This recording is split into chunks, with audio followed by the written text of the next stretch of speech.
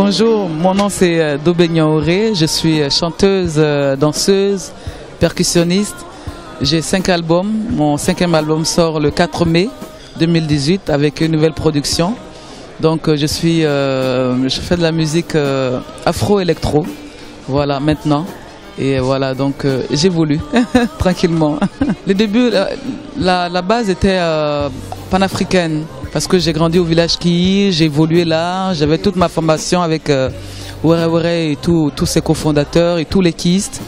Donc j'ai eu une bonne base, une bonne formation de danse traditionnelle et aussi une formation de création parce que elle nous donnait la possibilité d'inventer et de créer des choses, mais d'interpréter aussi ce que les autres avaient créé. Donc, et c'est ça ma formation, c'était la pratique. Et voilà, donc les 4 premiers albums étaient inspirés de ça, étaient inspirés du panafricain. Et là, c'est toujours inspiré du panafricain, mais avec d'autres influences un peu plus électro, un peu plus européen parce que voilà, depuis 18 ans, je vis en Europe, mes voyages, et parce qu'on s'imprègne, on produit ce qu'on vit. Voilà, donc voilà, c'est la continuité. C'est difficile de choisir un art parce que bon, si on aime vraiment l'art en général, on est tenté de tout faire. Mais avec le Kiyi, artiste c'est pas qu'un seul art. Artiste c'est un grand art avec beaucoup d'art. Donc on a tendance en Europe à dire qu'on est juste chanteur, on est juste danseur et on fait la performance, on apprend que ça avec intensité, avec beaucoup de temps et on devient professionnel de son truc. Mais avec le Kiyi, on a une autre façon de voir qui est l'art, c'est on connaît un peu tout, mais on a une chose peut-être qu'on maîtrise, mais on maîtrise aussi certaines choses. Et comme ça, on peut, nous aussi, on devient compositeur, on est chanteur, on crée et puis voilà, donc ça se complète. Pour moi, c'est un gros festival, c'est un grand festival. Déjà, il est fait par des artistes, donc c'est génial, c'est une grande ouverture d'esprit que ces artistes-là ont.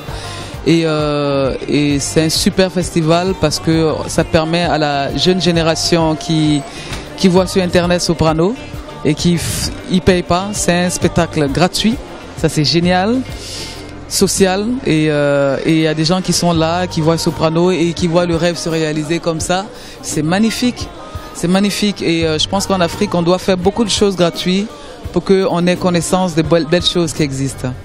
D'autres associations, d'autres artistes doivent prendre exemple sur cela parce qu'ils ont commencé petits et ils sont aujourd'hui grands et c'est énorme parce que tout le brassage, tout ce monde qui a les journalistes internationaux que j'ai vus en Allemagne, je les retrouve ici, ils sont là pour FEMUA.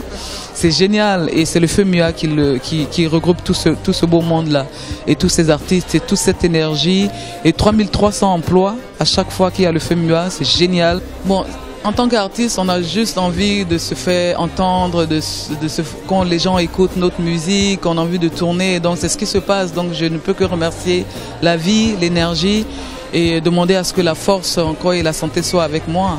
Et c'est tout ce que je peux demander et je remercie les gens qui écoutent ma musique. Certaines personnes disent que c'est une musique contemporaine, musique de blanc, voilà.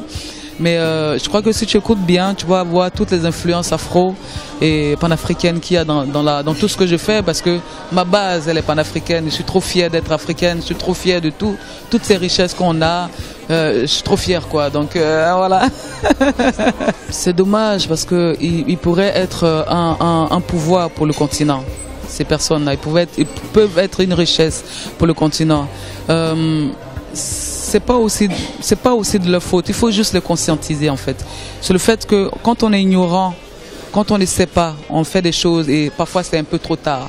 Je suis sûr que ces jeunes qui sont en Syrie, qui ont vu, parce qu'il y a eu les Français qui ont eu le rêve américain, qui sont partis aux États-Unis, qui ont fait des choses, qui ont marché. Donc, effectivement, non, c'est pas toujours négatif. Voilà, c'est pas toujours négatif. Effectivement, on peut rêver d'aller ailleurs, mais il faut toujours faire attention. Quand ça a mal commencé, il ne faut pas continuer.